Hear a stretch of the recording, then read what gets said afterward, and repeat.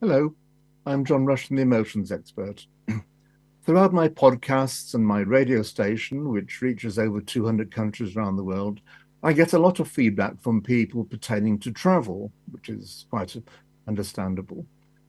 How people differ in different countries regarding emotions and how the emotions of one country dealing with the same product differ quite substantially in another country is just the way it is.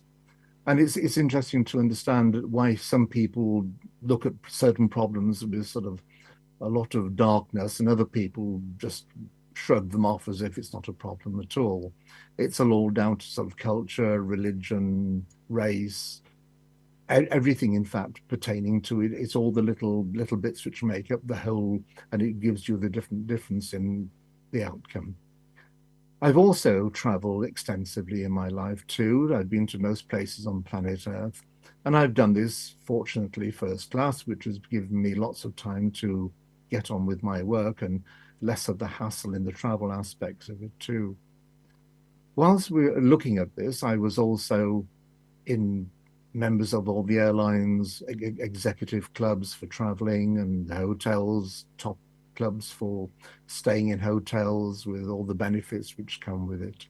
And that was all very, very well and good and nice. But at the same time, it actually, when you look at other people and what they do and see, and people sort of refer to what you do, it's always a case of, well, I wish I could do that. Well, like anything else in life, you do what you do and you have to work hard at doing it to sustain it. It doesn't just happen or sort of turn on empty on a plate. You've got to do something yourself. And in the travel, I get a lot of magazines and emails from magazine companies and things pertaining to travel and airlines and hotels. And I've noticed one thing which is quite sort of remarkable, that a lot of the press in the travel media are incredibly negative. They may know a lot about travel and the latest hotels coming up and the latest aircraft and how they're configured and all of these things. But when you read some of the reports in some of the travel journals and magazines, they are very, very negative. They talk about, oh, will they recover from this, particularly during the COVID months? Will they recover? Will they ever be the same? Will this happen? Will this happen? Will they close this down? Will they go out of business? Will they? All of these things, all sort of challenging statements.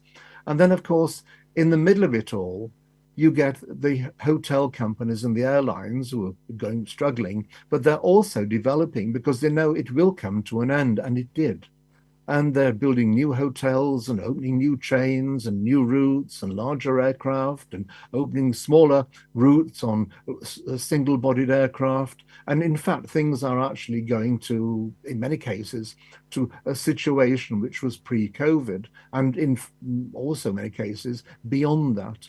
Yet you wouldn't believe that if you actually just read the journals and what the reporters are saying.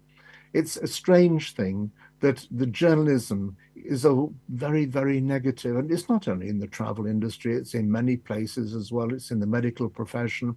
You people pertain to know all about medicine and everything else. And then you read the reports from major manufacturers and universities and what they're putting out, and there's no correlation between them. One is very, very positive and it's bright and bubbly and exciting, and new things coming out and trying this and trying that. And the journalists are reporting something. Oh, will this ever happen in our lifetime? It'll be another 15 years. Millions will have died, all of this kind of thing. And it's the same with the travel industry. Will this ever be the same? Will we have this? They're going to do this. And nothing of the sort happens. And the following week, you say the journalists who've been whinging and moaning have then said, oh, great news, we're back to square one, it's all happening. But what they're not reporting, in fact, is how well it is doing well and how things are being put on a better stance and better footing. It's something to understand when you're actually reading journals, is to look at what is physically being said and what is part of the own journalist banter. Because quite often you find a lot of journalists today write stories. They don't tell you what you want to read or what you want to hear pertaining to the subject matter. They tell you what they want to put out and how they understand it and how they, well, they're not manufacturers of these things. They're only reporting certain things which other companies do. And in the travel industry, what airlines do and what hotels do and other then hospitality groups do. They don't create it themselves. So it's really somewhere down the line. And depending on the nature of these people, it depends on the nature of what they put out. But it was just something interesting I thought I would mention because I'm to some extent part of all this, and I've noticed the great discrepancies.